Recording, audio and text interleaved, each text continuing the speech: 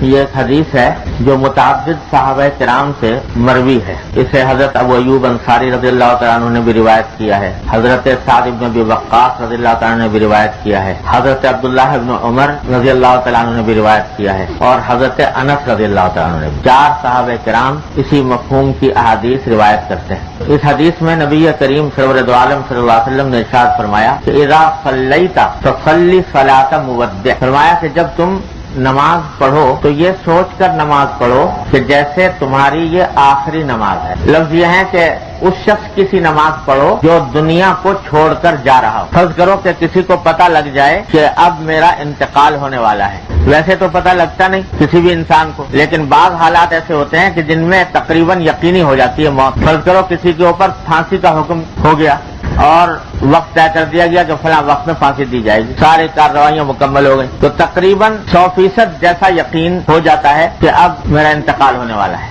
تو اگر فرض کرو کہ کسی شخص کو یہ حکم ہو جائے پھانسی کا, وقت بھی طے ہو جائے, اور اس حالت میں اس کو ایک نماز پڑھنے کا موقع دیا جائے کہ نماز پڑھ لو, تو وہ نماز کیسی پڑھے گا, کس حالت میں پڑھے گا؟ سرکار دو عالم صلی اللہ علیہ وسلم فرماتے ہیں کہ تم ہر نماز اسی کیفیت کے ساتھ پڑھنے کی کوشش کرو, اس واسطے کہ اگرچہ اس طرح کا یقین تو نہیں جیسا کہ اس پھانسی والے کو ہو گیا تھا, لیکن ساتھ ہی ہر عین ممکن ہے اور عین محتمل ہے, خاص طور سے آج کی زندگی میں, کہ شاید یہ نماز سے جو پڑھنے جا رہا ہوں یہ آخری نماز ہو, اس کے بعد نماز پڑھنے کا موقع ہی نہ ملے. تو یہ مراقبہ کر کے نماز پڑھو کہ یہ میری آخری نماز ہے, پتہ نہیں آگے نماز پڑھنے کا موقع ملتا ہے کہ نہیں ملتا. حضرت تھانوی قدس اللہ تعالیٰ سرہ یہ حدیث نقل کرنے کے بعد فرماتے ہیں کہ اس حدیث میں تعلیم ہے طریقہ تکمیل نماز, کہ نماز کو کامل طریقے سے صحیح پڑھنے کا طریقہ حضور اقدس صلی اللہ علیہ وسلم نے بتایا, اس مراقبے سے کہ یہ احتمال رکھے کہ شاید یہ آخری نماز ہو. اور پھر فرمایا یہ طریق عجیب ہے, جو تجربہ کرے گا مشاہدہ کرے گا, یعنی جو شخص یہ طریقہ یہ مراقبہ کرے اور مراقبہ کر کے نماز پڑھے تو اس کا عجیب فائدہ محسوس کرے گا, مشاہدہ کرے گا آنکھوں سے کہ نماز انشاءاللہ درست ہو جائے گی, بہتر ہو جائے گی. کیونکہ جب انسان کو یہ پتا ہو کہ بس اب دنیا سے جانا ہے, آخری نماز میں پڑھ رہا ہوں, تو اس کو جتنا بنا سوار کے جتنا خشوع و خضوع کے ساتھ پڑھے گا وہ ظاہر ہے. تو اس میں توجہ دلائی گئی ہے اس بات کی طرف کہ نماز کو سنت کے مطابق آداب و شرائط کے ساتھ اور مکمل خشوع و خضوع کے ساتھ انجام دینے کی فکر چاہیے.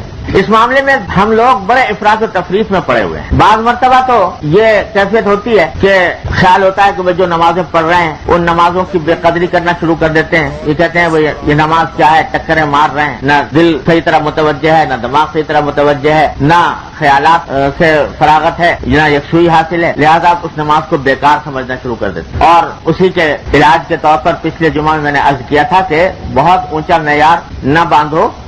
اصل بات یہ ہے کہ اپنے اختیار سے نماز کے الفاظ کی طرف دھیان دینے کی کوشش کرو, اور غیر اختیاری طور پر جو خیالات آ گئے انشاءاللہ اللہ تعالیٰ سے معاف ہے. لیکن اس کا یہ مطلب نہیں کہ آدمی خشوع حاصل کرنے سے بالکل غافل ہو جائے, جیسا کہ ہم اکثر و بیشتر رہتے ہیں غافل. خشوع حاصل کرنے کی فکر چھوڑ دیں, کوشش چھوڑ دیں. خشوع حاصل کرنے کی کوشش کرنا ہر مسلمان کے ذمے فرض ہے, ہر نماز میں, کہ اپنی طرف سے اپنے اختیار سے دل کو لگائے, دھیان کو لگائے نماز کی طرف. اس کی طرف بسا اوقات دھیان ہی نہیں ہوتا اور نمازیں ہو رہی ہیں, وقت گزارا جا رہا ہے, لیکن خشوع کی طرف دھیان نہیں.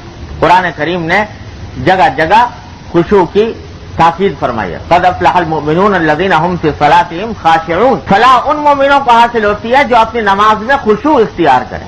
اور فرمایا وَإِنَّهَا لَكَبِيرَةٌ إِلَّا عَلَى الْخَاشِعِينَ, نماز بڑی شاق اور گراں معلوم ہوتی ہے مگر ان لوگوں کو جو خشوع اختیار کریں. تو اللہ تعالیٰ خشوع اختیار کرنے والوں کے لیے اس کو آسان فرما دے. تو خشوع کا حکم قرآن نے بھی دیا, حدیث نے بھی دیا, اور اس کا مطلب یہ ہے کہ اپنی طرف سے کوشش میں لگا رہے, چھوڑے نہیں. یہ سوچ کر نہ چھوڑے کہ بھئی کیا کروں, کئی مرتبہ کوشش کی مگر خیالات آتے رہتے ہیں اور یکسوئی حاصل نہیں ہوتی, تو اب اس کے بعد فارغ ہو کے بیٹھ جائے. نہیں, ہر مرتبہ کوشش کرنی ہے. ہر مرتبہ جب تکبیر تحریمہ کہے, اللہ اکبر کہہ کر نماز پڑھنا شروع کرے تو خشوع حاصل کرنے کی کوشش کرے. اور اس کا طریقہ حضور اقدس صلی اللہ علیہ وسلم نے بتا دیا. یہ ذہن میں لائے کہ پتہ نہیں بعد میں نماز پڑھنے کا موقع ملے کہ نہ ملے, یہ نماز تو ٹھیک کر کے اللہ جل جلالہ کی خدمت کے بارگاہ میں پیش کر دوں. تو اپنی طرف سے کوشش کرنا فرض ہے. ٹھیک ہے, کوشش کرنے کے بعد خیالات منتشر ہو گئے, غیر اختیاری طور پر ادھر ادھر کے خیالات آ گئے, انشاءاللہ اللہ تعالیٰ معاف فرمائیں گے. لیکن پھر جب تنبہ ہو دوبارہ لوٹ آئے. پھر آ جائے پھر لوٹ آئے، پھر آ جائے پھر لوٹ آئے،